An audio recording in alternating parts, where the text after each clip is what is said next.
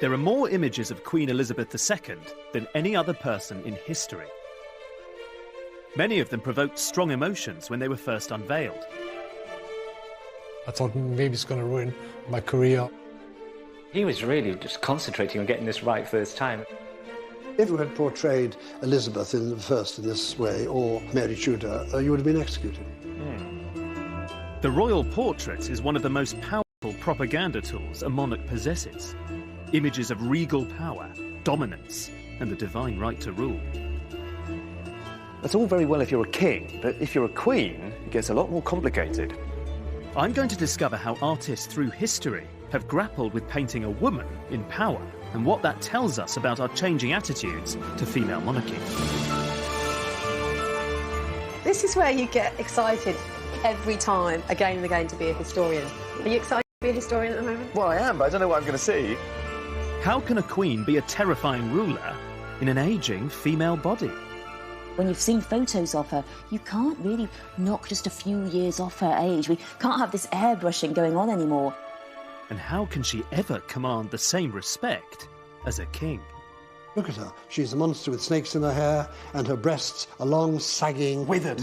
Like udders. Throughout history, artists had to summon all of their creativity and skill to strike that complex balance between femininity and power.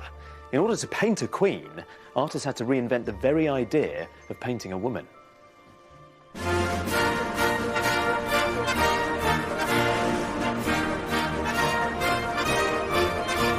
In case you hadn't noticed, it's the Queen's Diamond Jubilee.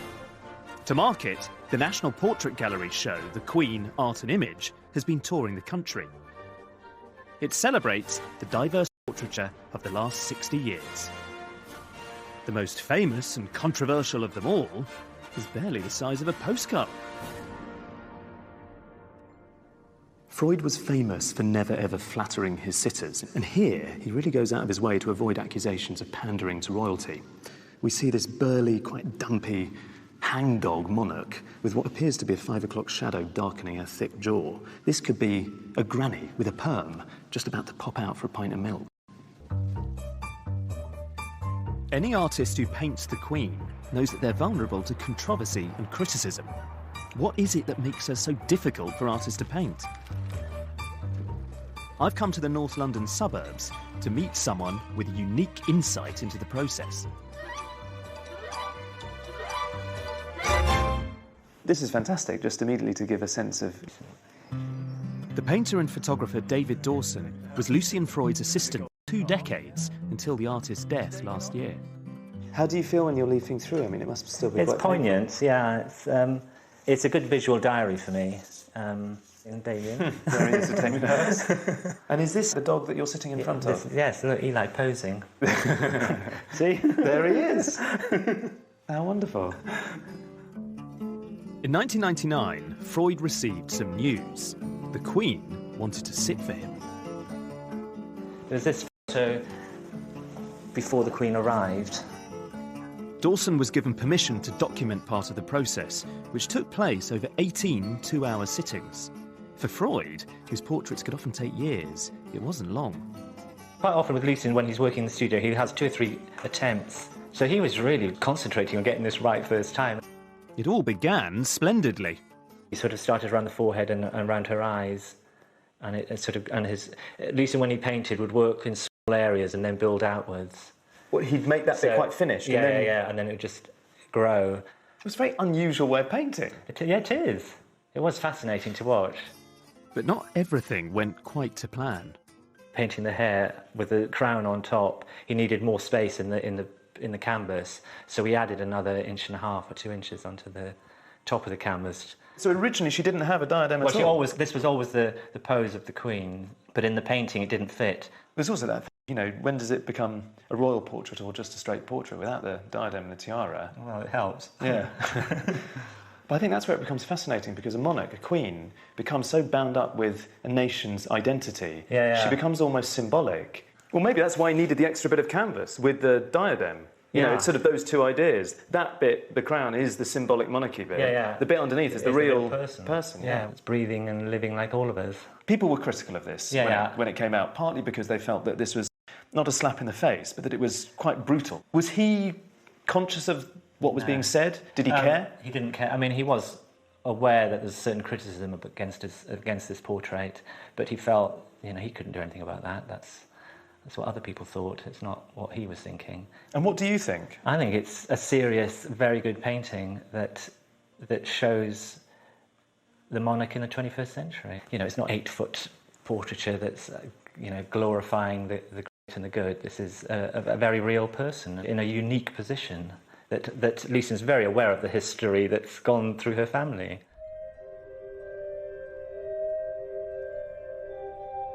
Controversy didn't begin with Elizabeth II.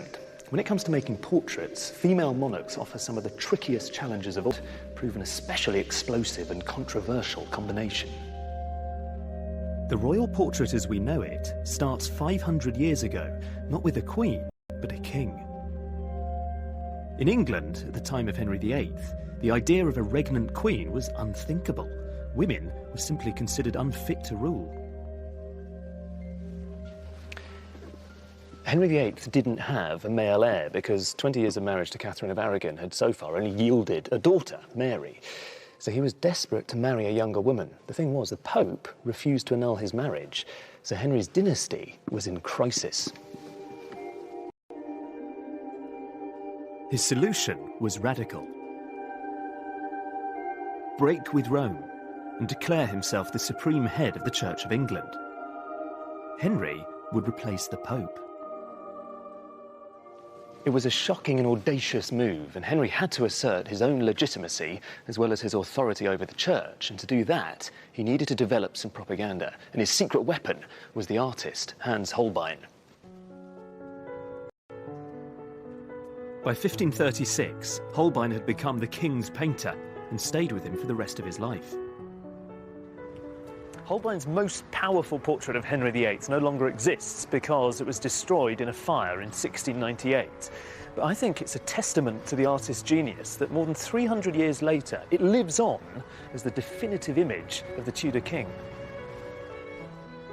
The original Whitehall mural was huge, but a small version still exists, and it's currently here at the Maritime Museum in Greenwich. I'm going behind the scenes to try and understand the power of the original. The portrait was commissioned to celebrate the birth of a son and the assured future of the Tudor dynasty. What Holbein has created here is the archetype of kingship. Henry VIII is such an exaggerated idea of what a king could be, it's almost comic. He isn't anatomically correct. Look how broad he is, this big beast of a tyrant of a king. And just to ram home that point that he was capable of providing an heir for the nation, we see him in this sexually quite aggressive pose. And his codpiece is, frankly, enormous. And on the right, you can see the woman who's provided him with a son, Jane Seymour.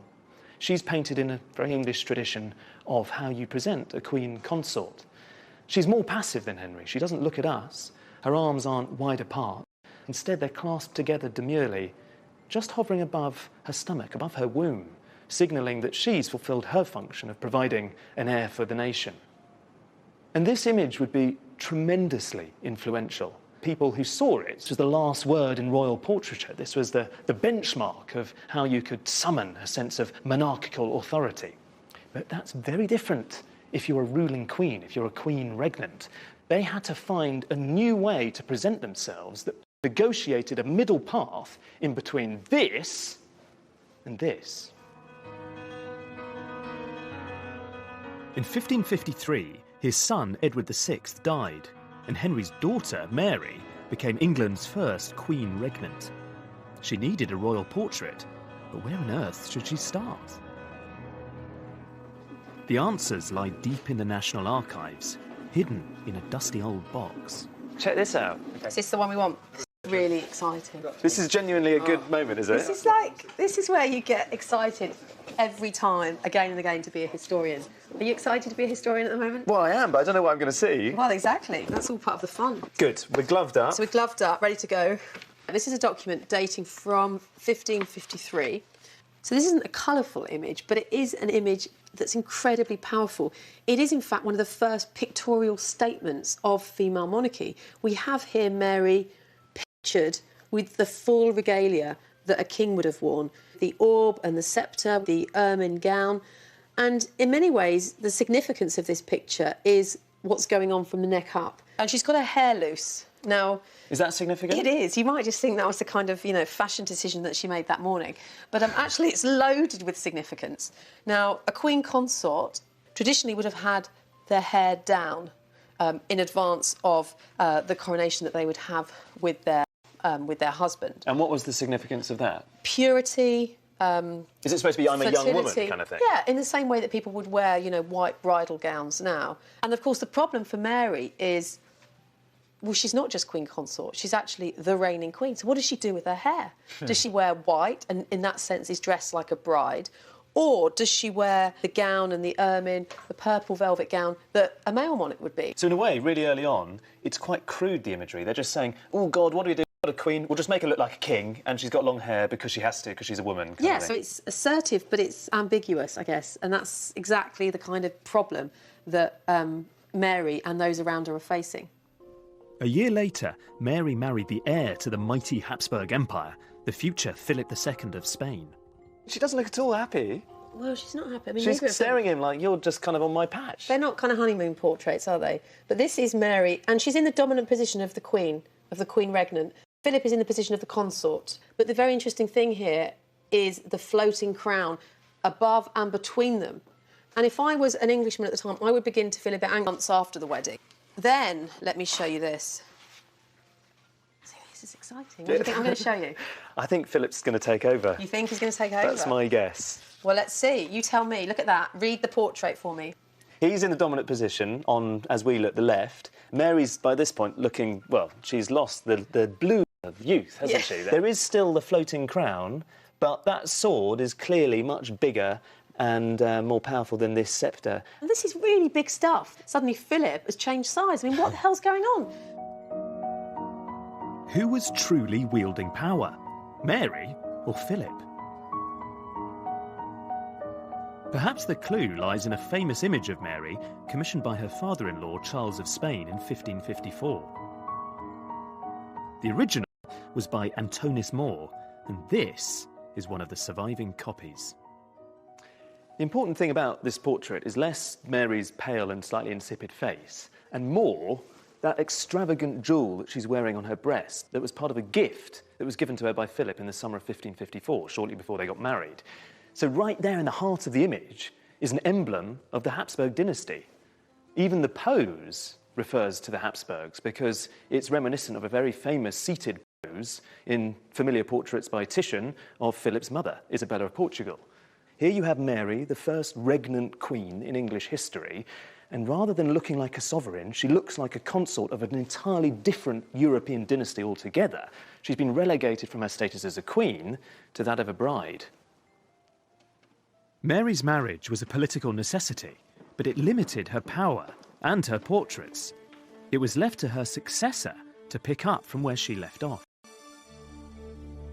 Of all the paintings of queens, it's those of Elizabeth I that truly capture the imagination. The Ditchley portrait by Marcus Gerarts the Younger is one of the most famous of all. In it, she's Gloriana, the eternally youthful virgin queen.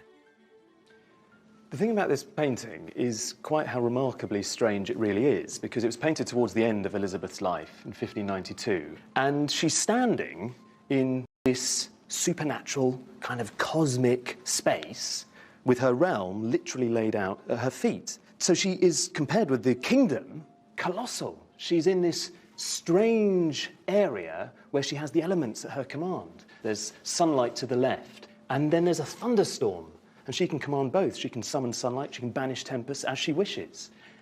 As a piece of propaganda, obviously, this is very powerful indeed. It's really effective. But it's also something else. It's awesome, it's odd, and it's quite new. She's something dazzling and terrifying. And this portrait did a huge amount to completely reinvent how you go about painting a queen. 40 years earlier, there was little hint of what was to come. Aged 14, she's depicted as a young, bookish princess, pale, cautious, and actually quite sweet. In 1558, when she was 25, Elizabeth became England's first Protestant queen. Every move scrutinised by powerful Catholic enemies. She knew they were biding their time, and the threat of her rival, Mary Queen of Scots, loomed large. Elizabeth needed a strong royal portrait to restore stability and shore up her own power. And she, of course, knew from her sister that a queen's image could all too easily escape her control. Unlike her father, Henry VIII, Elizabeth didn't have an artist who was up to the job. There are a number of artists who are producing images which don't show a regal-looking monarch. And you've got a difficult problem if you're an unmarried young woman who's taken the throne. Very early on in her reign, in the 1560s, we know that her ministers are really quite anxious about this and concerned about it. So they were on the hunt for a really good court Absolutely, artist? Yes. 6 years into her reign, Elizabeth's advisors drafted a proclamation designed to regulate her image. No one could make a portrait of the Queen until that special artist could be found. I mean, they're really quite covetable things. You're telling me? You want to hold them, to... Can I hold it? I'm not going to give you this to hold because it's just so incredibly precious. You can see it very kind of close up. The miniature was created by Nicholas Hilliard, a goldsmith and painter.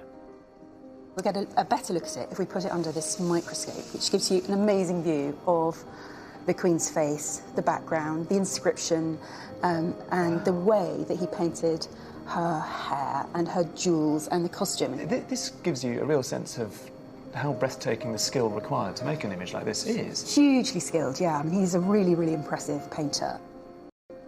Elizabeth had found her special painter. Hilliard's miniature became an official image. It was to have enormous influence on dozens of subsequent artists.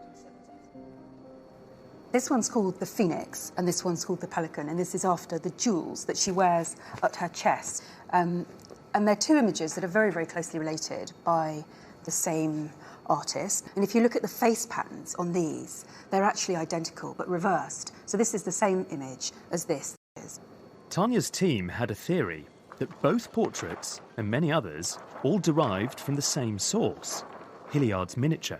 This is a tracing of that painting. And if we put it against a scaled-up version of the miniature, you can begin to see the close relationship between the miniature and the painting, because the lips, the nose, and just about the eyes match up, and the hairline matches up. That's a good fit. I mean, does that, to you, that feel conclusive that there's one source for the two images? It or does. The three images? It absolutely does, yeah.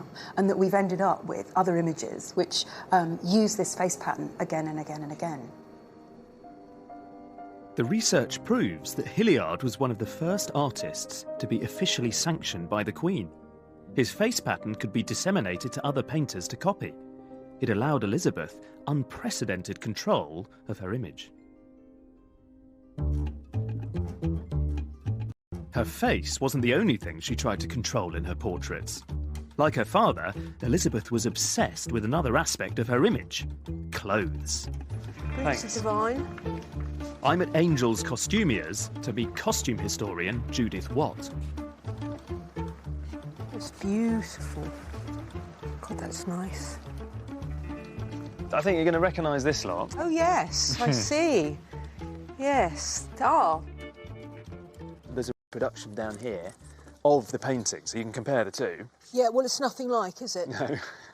I mean, if you look at this, her reticella lace. What type of lace? Reticella. And what does that mean? The reticella is this cutwork lace that was imported from Italy. This was essentially extremely expensive and extremely stately, and this is about formality and status, outdressing everybody else, because, of course, in 1579 she brought in further sumptuary legislation regulating exactly what people could wear. So she was always wearing stuff that nobody else could. So this is a painting which has worked, hasn't it? Because it's come down in history. It has commemorated her. We're excited about it. Yeah. Elizabeth remained unmarried and didn't produce an heir. She turned this weakness to her advantage and reinvented herself as the Virgin Queen. Why was it important she was seen as a Virgin Queen? Because she was filling the vacuum left by the Reformation whereby you did not find images of the Virgin Mary around in people's homes in every single church. That was a huge change. The English had been praying to the Virgin Mary for, 1,000 years, basically, hadn't they? I mean, there weren't any nuns left. Who was going to be the mother? This one, the mother of the people. I think that's fascinating because if you think about the Reformation, previously, everywhere in England, there would be images of... That was disappeared overnight. Absolutely. So she can play that role. Absolutely. It was a brilliant piece of PR. I mean, she was worth worshipping. That's my opinion. I think she was a great monarch. The Ditchley isn't your favourite one, is it? God, no. I don't know why. I think the Ditchley one's brilliant. It's magnificent, but that dress is really boring. I find it tedious. What, you're pulling out a black dress in comparison? I know. Well, tell me about this one then. OK, so this is the sieve painting of Elizabeth in the 1580s, early 1580s. She's got jewels in her hair, pearls, of course, the symbol of chastity, and of course the sieve here, which is a symbol of virginity. This cape here going around her is a kind of mask costume, so it's a fancy dress. So ergo, she's dressed as a Vestal Virgin from ancient Rome, so that is the story that goes with it. So this idea of costume, which we see in several of the portraits, almost makes explicit this idea of performance. For Elizabeth, clothes were a form of performance. They're a form of getting a message across. Absolutely. In paintings, they absolutely were. This is about communicating her image. The dress in these paintings is about delivering a message. Elizabeth had developed powerful skills of propaganda. In the last years of her reign, they'd be put to the test. As Elizabeth approached old age, plots against her became more frequent and more bizarre. Bibles were laced with poison. Saddles became toxic booby traps. The need for a strong, powerful image became a matter of life and death. During the Tudor period, being 60 and being a woman was considered unnatural and abhorrent. And the thing is, if you were a monarch, it was something else altogether. It was also risky, because a weak and feeble body meant a weak ruler and a feeble nation. So Elizabeth had to come up with quite a crude but effective solution to the problem, which was she just started pretending that she wasn't getting older at all. Hilliard was called upon to shun reality and create a new face pattern, the Mask of Youth. As she approached the age of 70, the face of the balding, toothless queen was frozen into that of youthful beauty. The government called for unauthorised images of the queen to be destroyed.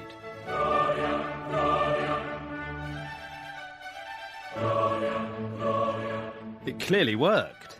Elizabeth survived, reigning for 44 years. 500 years later, we're still enthralled to this virgin queen.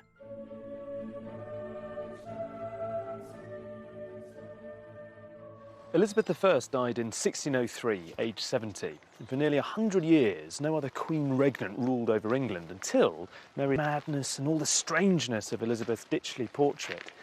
The way that Mary had herself represented was just astonishingly conventional and formulaic. You could even say that she set the representation of queens right back to the beginning.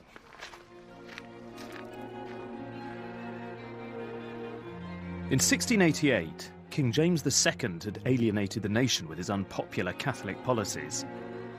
Parliament wanted him out and invited his Protestant daughter Mary and her husband William of Orange to start a glorious revolution. It succeeded, but opinion was divided on who should rule. Should it be Mary, the daughter of James II, or should it be her husband and first cousin William, who had a huge army but was a Dutchman, possibly homosexual, and could only claim to be fourth in line to the throne? In the end, Parliament chose both. The idea was to combine Mary's legitimacy with William's military might. William would take the administrative power. Aside from that, it sounded reasonably egalitarian. But the portraits tell a very different story. As the leader of a violent and bloody revolution, William was surrounded by enemies. He needed propaganda on an epic scale. To stress his legitimacy, he borrowed heavily from portraits of his ancestor, Charles I. It's your classic way of painting a king. William is in the centre. The whole point of an equestrian portrait is you see the monarch, or in the past the Roman emperor, in full control, and he's trampling on from these symbols of war. To the left, you can see Neptune. Of course, he's a very powerful god, but he looks here like a slightly faded, feeble, weakling presence compared to the star of the show, William himself. The whole message of this is a full-blown Baroque composition in which we're supposed to marvel at William's imperial prowess, at his might, at his strength, traditional masculine values associated with a monarch. In Mary's portrait, we're asked to marvel at something else entirely. This is a portrait of Mary, not when she was queen, but when she was Princess of Orange. And I look at it and feel a little bit sad, actually, because it's so deliberately confining about what women in the late 17th century could be. It's almost as though she's decked out in this kind of straitjacket of convention. There are all of these tropes and motifs, cliches, if you like, of what it means to be a woman. You have to be alluring. You have to be attractive. So we can see rosy cheeks, bright red lips, come hither eyes. Even in the background, the garland of flowers, as though she herself is another succulent bloom, something that will one day produce children. Here's a future Queen of England, court. To see what I mean, you just need to look at this, another very glamorous portrait of an aristocratic lady, which has got all of the same tropes and motifs and ideas, which is essentially about aristocratic women as sexy, almost merchandise. This image of Mary remains the template by which she was painted throughout the rest of her life. From her coronation until her death at the age of 32, Mary was celebrated in portraits for little more than her beauty. Her successor, her ungainly younger sister, didn't even have that.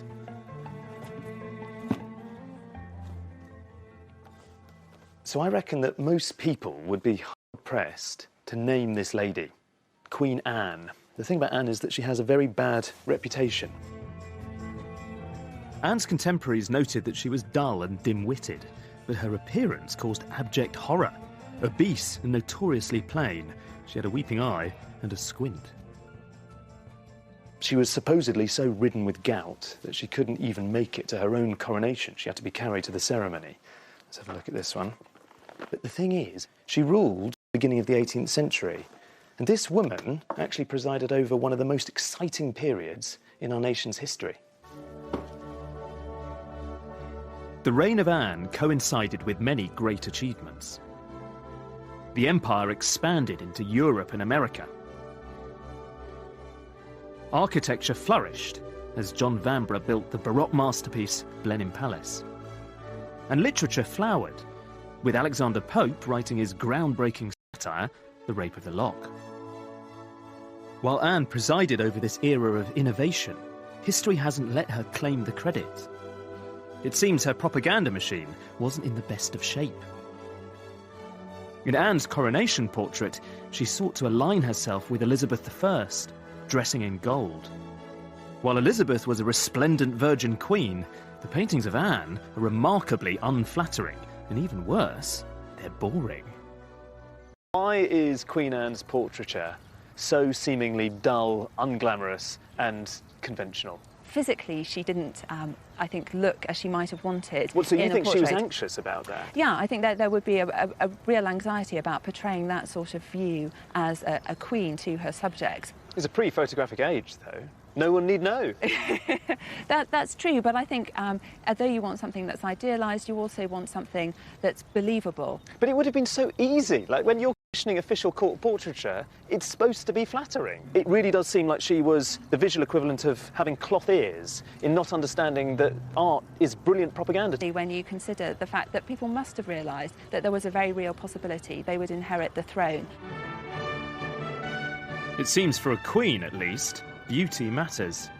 I can't help wondering if, armed with a strong portrait celebrating her virtues, history might have treated Queen Anne with a little more respect.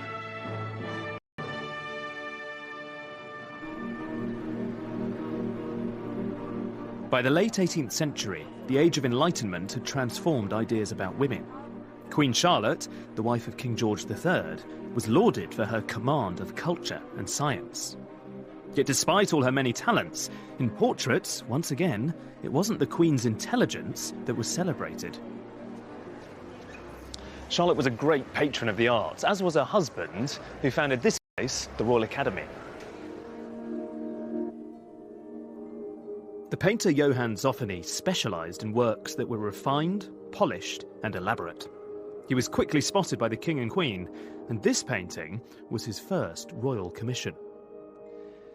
I think rather cleverly, Zoffany offers a whopping great clue about how we should think of Charlotte herself, because if you look at the composition, her form and the colour of her dress is mirrored very clearly in this triangular whitish silverish dressing table to her side.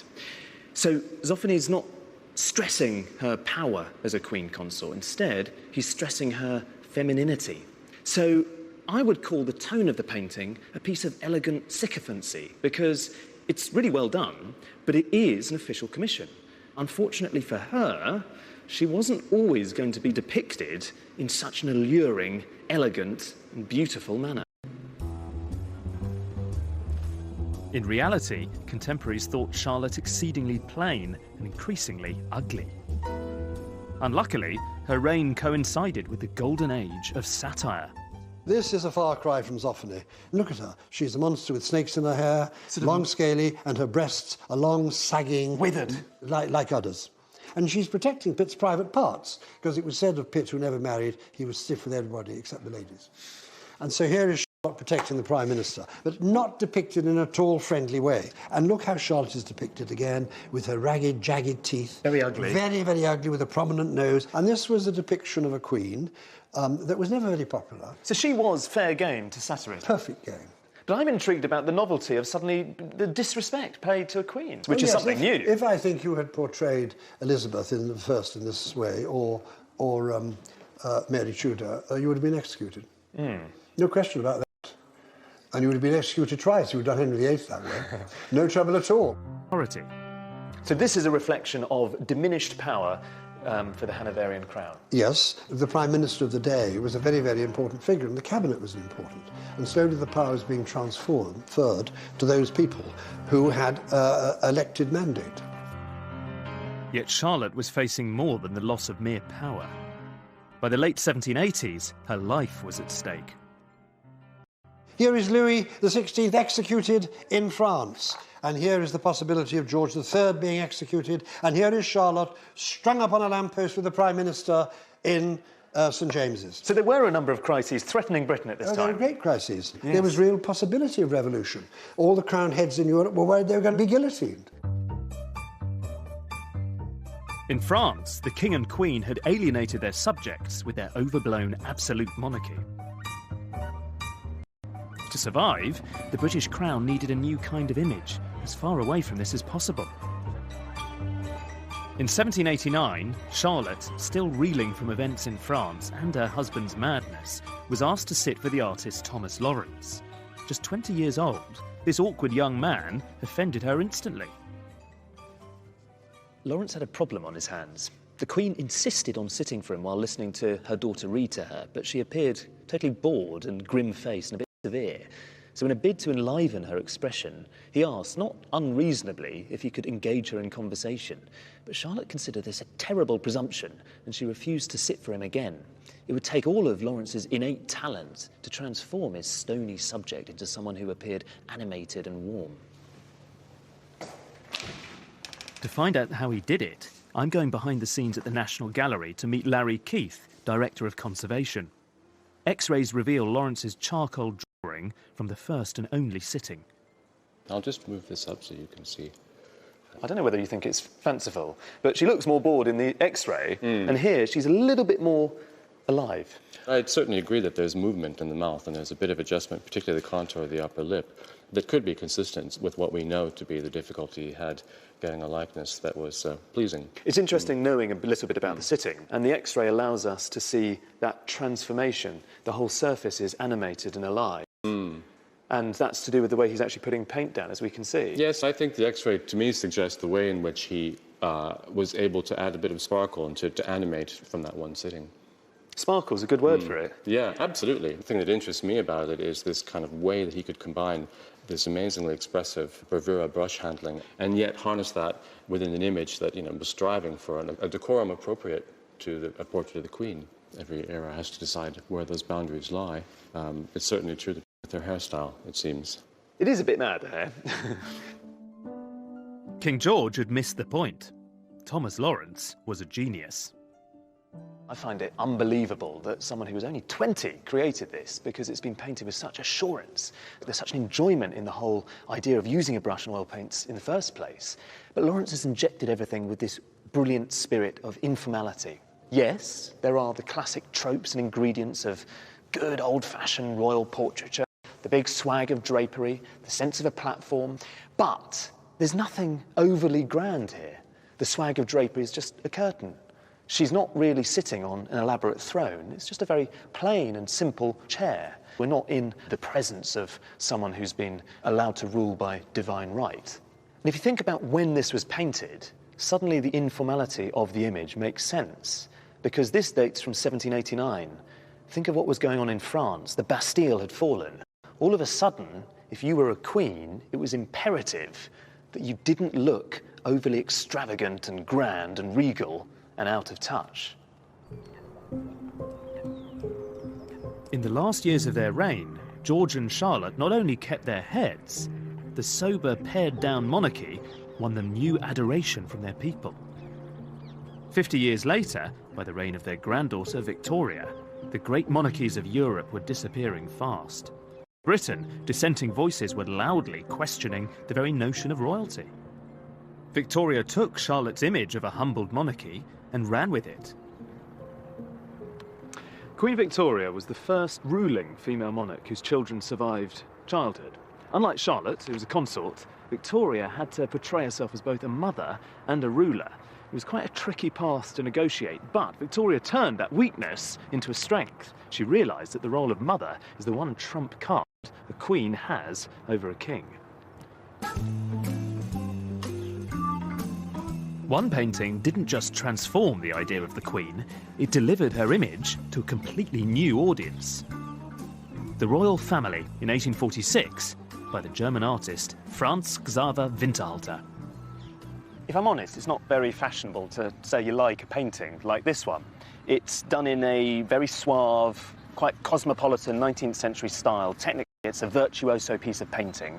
And to modernise, it almost feels a bit slick. But the thing is, I find this really charming.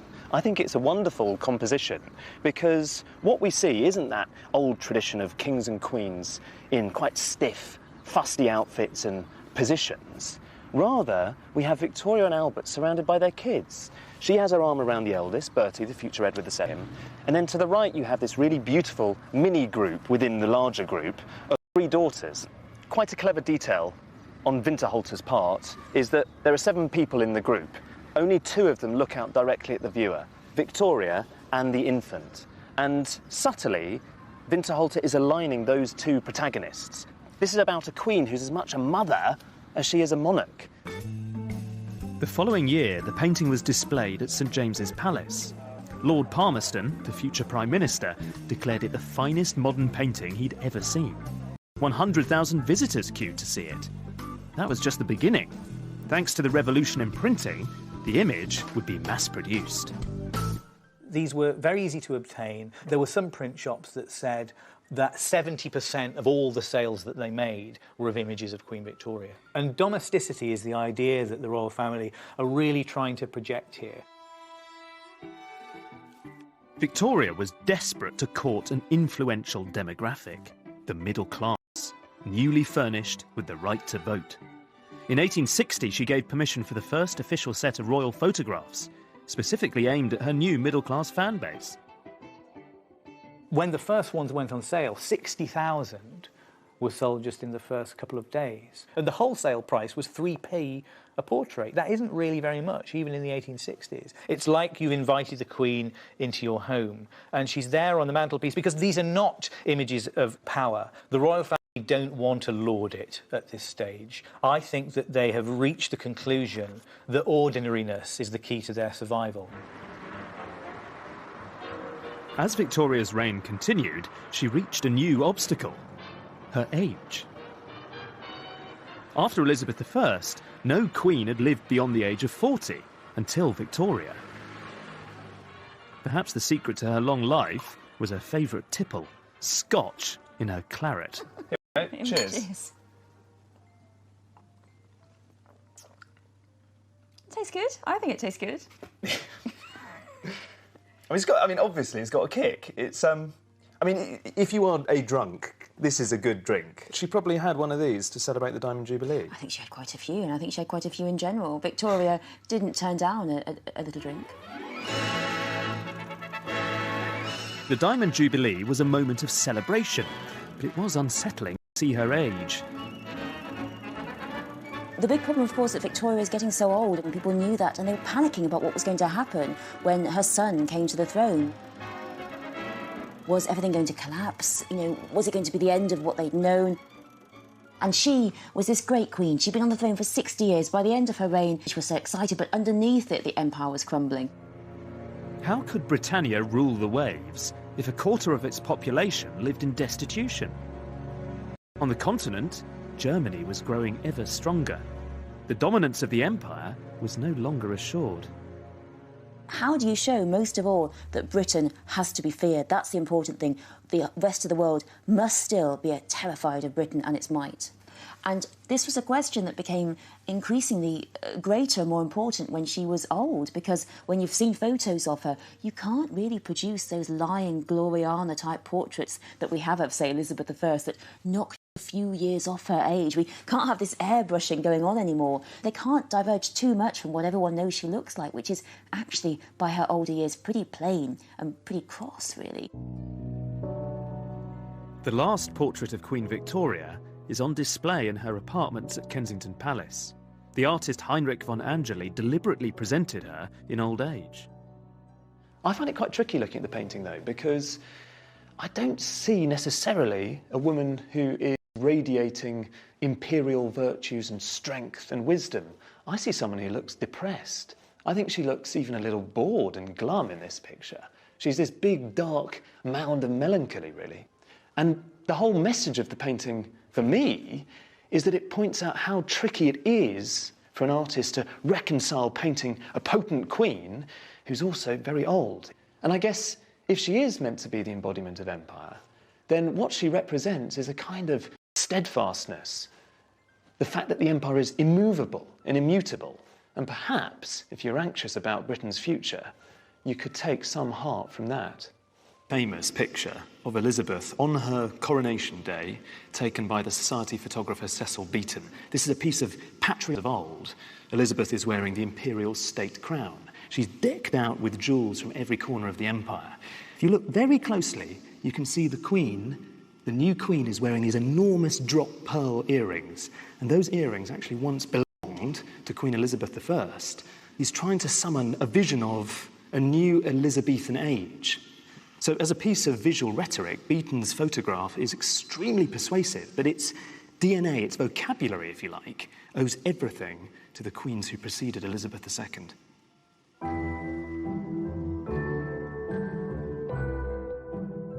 During the 50s, images of Queen Elizabeth presented her as a glamorous young woman who's nonetheless regal, formal, and bejewelled. But youthful beauty could only take her so far.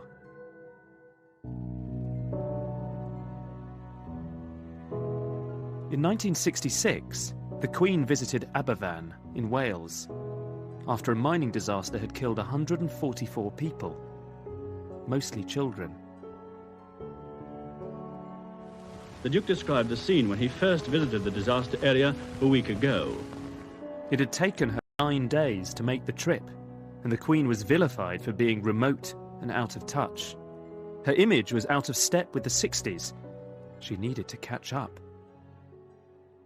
Well, you see the new era of informality in the photograph by Eve Arnold, and this is a really breezy, fresh, very beautiful image. This is now the kind of imagery which seems a world away from the 1950s. It's not exactly a state occasion. It could almost be anybody. It could almost be a member of the public. This is a radical way of presenting the Queen in this much more literally down-to-earth fashion. It's a great photograph. I think there's another great photograph, which is just here, which is my favourite one in the show, which is similar tone, similar feel. And this is, well, it says this was taken in 71, And where is she? She's actually on the Britannia. This is a photograph taken by Lord Lichfield. They're just crossing the equator, and the tradition is that you duck a member of the crew and soap them down. And that's what happened to Lichfield. He kind of expected it and had a waterproof camera at the ready. Really? And so when he bobbed up, he caught the Queen laughing spontaneously at this hilarious moment. I think what I love about it is that she looks so chic and glamorous. And I like just formally, I mean, it's a very sort of spare image behind. It's beautifully composed. I think she has very cool sunglasses picked up in the porthole. There's a lot going on. I think what this photograph really does is address the notion that queens have to be very serious and po-faced and rather glum figures, and all of that is consigned to history, and instead what you have is someone who is vivacious and enjoying themselves. But this new informality... So what do we see in this picture? Here is the Queen visiting Princess Anne in hospital for a routine gynecological operation. It's nobody's business, really. And yet we see the Queen running the gauntlet of a phalanx of photojournalists, all taking their photographs. And we now have this issue unfolding in the 1970s where there is a confusion between the public role of the Queen and her private life. The territory opened up by the media was exploited by a new faction, contemporary artists. Artists like Gerhard Richter based their work on newspaper cuttings. Richter's blurry surfaces evade our attempts to see the subject in focus. Can art, he asks, really capture the truth of a person? For Andy Warhol, the Queen became nothing but surface, her public face complete artifice. What we see increasingly through the course of this exhibition and in the last 40 years is a tendency to hold the Queen's image up in a critical light and to pose questions about her relevance, her importance, and what she's for and what she's about, and whether we need a Queen. All of these things are constantly coming through the images that we have of her.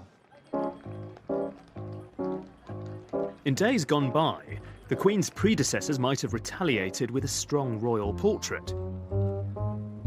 Why are so many portraits of the Queen so exceedingly boring? Perhaps it's their sycophancy, creaky paintwork. Anthony Williams painted the Queen like an OAP, with sausage fingers. The trouble with so many portraits of the Queen is that they're full of all of the regalia we associate with monarchy, crowns and jewels and cloaks, a sense of pageantry.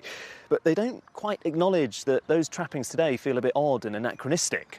Contemporary artists have to conjure some of that pomp and splendour that accrues to a monarch, for sure, but they also have to reconcile that with a sense of someone real, who exists, lives and breathes in the 21st century. And that is an enormous challenge.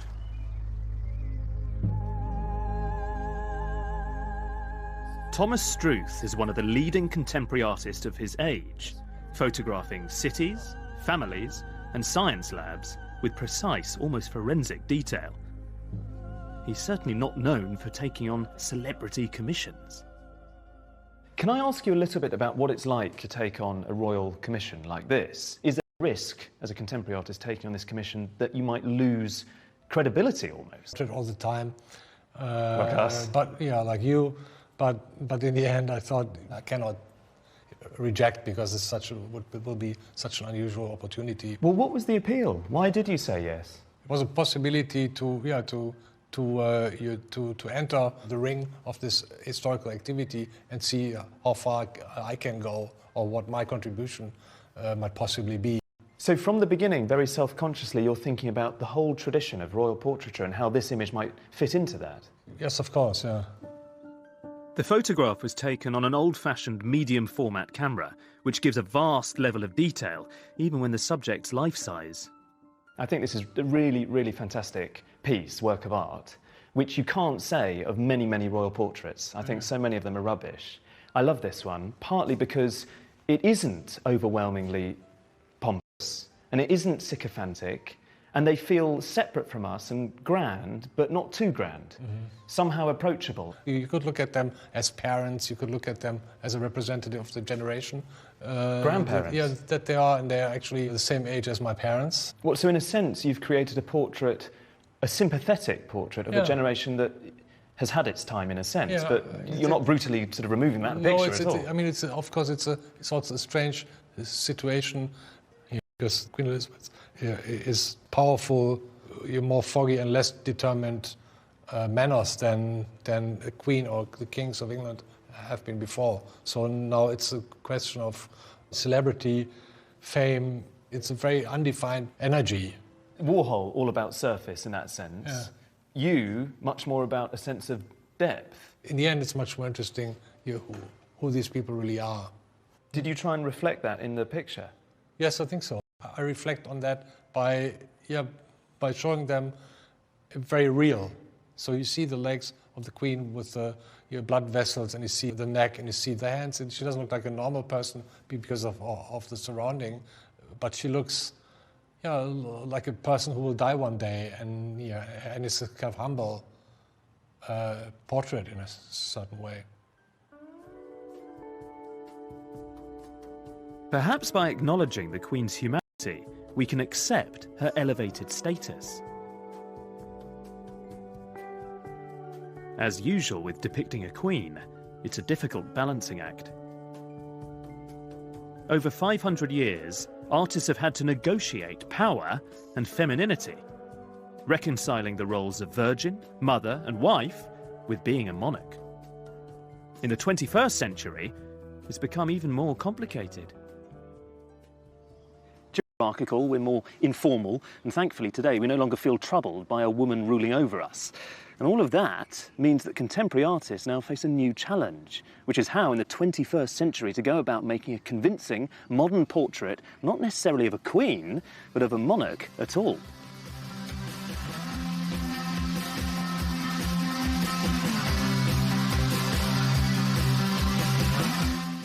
A surprising profile of a mysterious figure in classical music here on BBC HD tomorrow evening with Delius, composer, lover, enigma at 10.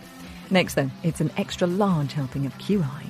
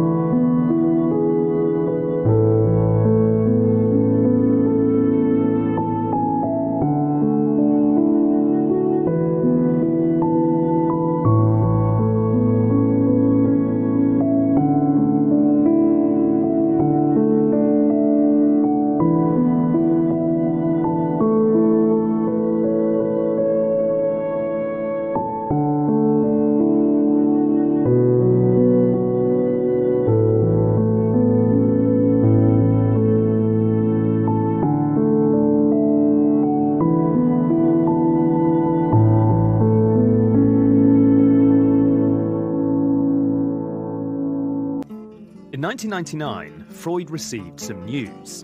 The Queen wanted to sit for him. There's this photo before the Queen arrived. Dawson was given permission to document part of the process, which took place over 18 two-hour sittings. For Freud, whose portraits could often take years, it wasn't long.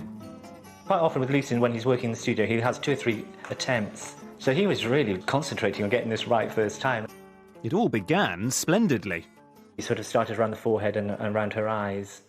And Lucian, when he painted, would work in small areas and then build outwards. Well, he'd make that bit quite finished. Yeah, and then... yeah, and then it would just grow. It was a very unusual way of painting. Yeah, it is. It was fascinating to watch. But not everything went quite to plan. Painting the hair with the crown on top, he needed more space in the canvas, so we added another 1.5 or 2 inches onto the top of the canvas.